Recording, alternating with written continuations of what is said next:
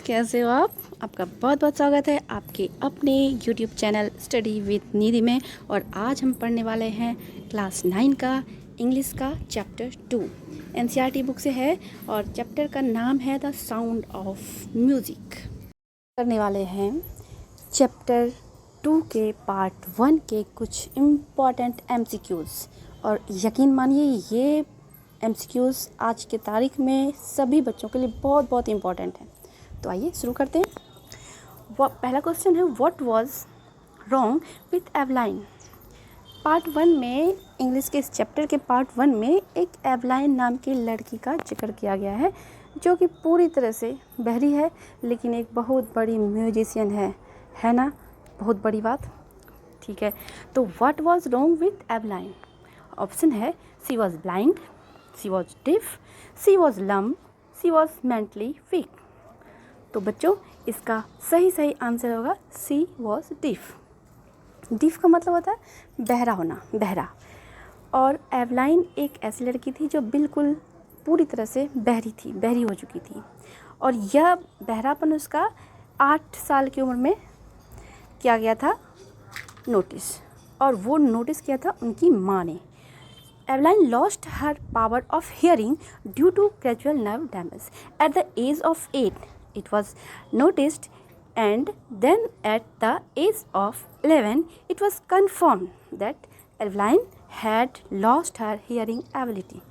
11 साल की उम्र में बिल्कुल पूरी तरह से कंप्लीट ये कंफर्म हो गया कि वो पूरी तरह से बहरी हो चुकी है, और वो एज था 11 year old. Okay, next question है, एवलाइन लर्न म्यूज़िक फ्रॉम। एवलाइन ने म्यूज़िक कहाँ से सीखा? ऑप्शन 4 दिए हुए हैं जो हैं royal Academy of music in London, royal Academy of music in Paris, royal Academy of music in Delhi, royal Academy of music in New York. और इसका सही आंसर है royal Academy of music in London, option number A. क्योंकि एवलाइन 17 साल की उम्र में जाती है लंदन म्यूज़िक सीखने के लिए, जो कि बहुत बड़े बड़े सपने होते हैं किसी भी म्यूजिशियन के इस एकेडमी में पढ़ना। और 17 साल की उम्र में, जबकि वो 17 से भी कम उम्र की दिखती थी, लेकिन उम्र 17 साल था, और वो 17 ईयर में जाती है London royal Academy of music में म्यूज़िक सीखने के लिए। और चैप्टर का आरंभ यहीं से होता है जहाँ वो स्टेशन पे खड़ी होती है और स्टेशन का आवाज़ सुनने का कोशिश कर रही होती है, उसका कंपन महसूस करने की कोशिश कर रही होती है, और हमारा चैप्टर यहीं से स्टार्ट होता है। अगला क्वेश्चन है, why did the crowd jostle at the station.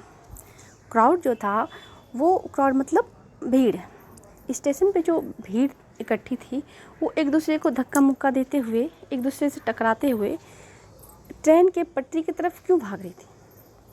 Option है, to get free food, to listen to Evelyn's music, to get position for the train, to see the train. आपने देखा होगा स्टेशन पे जब ट्रेन आने वाली होती है तो सारे लोग, जितने भी यात्री होते हैं, वो उठ के अपने जगह से पोजीशन ले लेते हैं ताकि वो आसानी से ट्रेन पे चढ़ सके, क्योंकि ट्रेन तो कुछ ही मिनट के लिए रुकती है ना, इस वजह से। तो भीड़ जो थी वो ट्रेन पे चढ़ने के लिए पोजीशन ले रही थी। तो ऑप्शन है इसका सी सही answer, to get position for the train.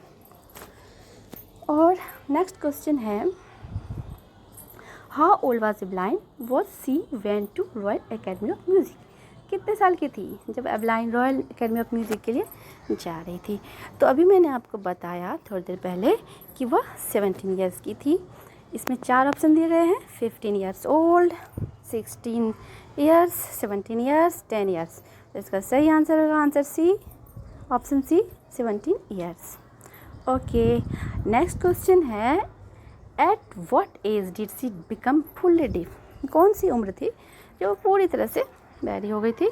तो इसका सही ऑप्शन है बी, 11 ईयर्स ओल्ड। 4 ऑप्शन दिए गए हैं, 5 years old, 11 years old, 10 years old and 17 years old. तो इसका सही आंसर है 11 ईयर्स ओल्ड। हमारा नेक्स्ट क्वेश्चन है, what did Evelyn's parents conceal about her from her teachers and friends. क्या था एवलाइन में, क्या ऐसी खामियां थी जो उसके पेरेंट्स, उसके टीचर से, उसके फ्रेंड से छुपा रहे थे? ऑप्शन है her deafness, her mental retards, her speaking problem, all of these. तो आपको जैसे पता है कि एक बहरी लड़की की ये कहानी है और वो बहुत बड़ी म्यूजिशियन बनती है, तो उसका सबसे बड़ा कमजोरी क्या था? उसका बहरापन। तो इसका आंसर होगा हर डिफनेस। वही उसकी एक डिफनेस की ही प्रॉब्लम थी जो उसके पेरेंट्स टीचर से भी छुपा रहे थे और खुद एवलाइन भी टीचर से भी छुपा रही थी और अपने फ्रेंड से भी, अपने फ्रेंड से भी वो छुपा रही थी। What did the head mistress advise Evelyn's parents? Evelyn के पेरेंट्स से हेड मिनिस्ट्रेस ने क्या एडवाइस दिया? क्या एडवाइस दिया उसे कि एवलाइन के बारे में? जब 11 ईयर के ओल्ड में जब वो पूरी तरह से कम्प्लीटली सबको पता चल गया कि वो बहरी है। और क्यों पता चल गया, कैसे पता चला? पता ऐसे चला कि उसके जो मार्क्स थे धीरे धीरे इंक्रीज़ होते जाते, घटते जा रहे थे और वो बिल्कुल समझ नहीं पाती थी, क्लास नहीं ले पाती थी, चीज़ें समझ नहीं पाती थी और वो पढ़ नहीं पाती थी। तो उसके धीरे धीरे मार्क्स तो घटेंगे, तो घटते जा रहे थे। तो उनके हेड मिनिस्ट्रेस ने उनके पेरेंट्स को एडवाइस दिया। क्या दिया? ऑप्शन देखते हैं। They should withdraw her, B they should shift her to another school name from the school, they should teach her at home, they should take her to a specialist doctor. तो इसका सही option है option D, क्योंकि उनके head मिनिस्ट्रेस ने उन्हें कहा था इनके जल्दी से जल्दी इन्हें किसी स्पेशलिस्ट के पास ले जाइए और दिखाइए। तो सही ऑप्शन है they should take her to a specialist doctor. अगला क्वेश्चन है what was Evelyn not going to give up? क्या था जिसके लिए वो गिव अप नहीं करना चाहती थी? Her struggle to deafness, her hope for become a great musician, her ambition in life, या all the option of correct. तो आपको पता ही है वो एक बहरी लड़की थी, तो ऑब्वियसली उसका जो स्ट्रगल था उसके बहरेपन से था और वो पूरी तरह से था, वो बदल नहीं सकती थी। लेकिन उसका एम्बिशन था, उसका एक लक्ष्य था कि उसको एक बड़ा म्यूजिशियन बनना था और उसी म्यूजिक को उसने अपने लाइफ का एम्बिशन बना लिया था। तो इसका सही ऑप्शन होगा option D, all the option are correct. अगला क्वेश्चन है what did she noticed a girl playing one day? क्या नोटिस किया, क्या देखा उसने? एक लड़की बैठ के कुछ बजा रही थी। क्या बजा रही थी? ऑप्शन है वायलिन, तबला, गिटार या जाइलोफोन। यहाँ पे ऑप्शन डी होगा इसका आंसर, क्योंकि उन्होंने अपने स्कूल में एक छोटी सी लड़की को, लिटिल गर्ल को देखा था जाइलोफोन बजाती हुई और उन्हें बहुत अच्छा लगा, इम्प्रेस हो गई और उन्होंने ठान लिया उन्हें एक ग्रेट म्यूजिशियन बनना ही है। Who was Ron फॉप्स? तो एक रॉन फॉप्स नाम का करेक्टर है यहाँ पे। तो पूछा जा रहा है कि who was Ron Forbes? Ron Forbes कौन थे? तो Evelyn's father, doctor, Evelyn's friend, music teacher of her school.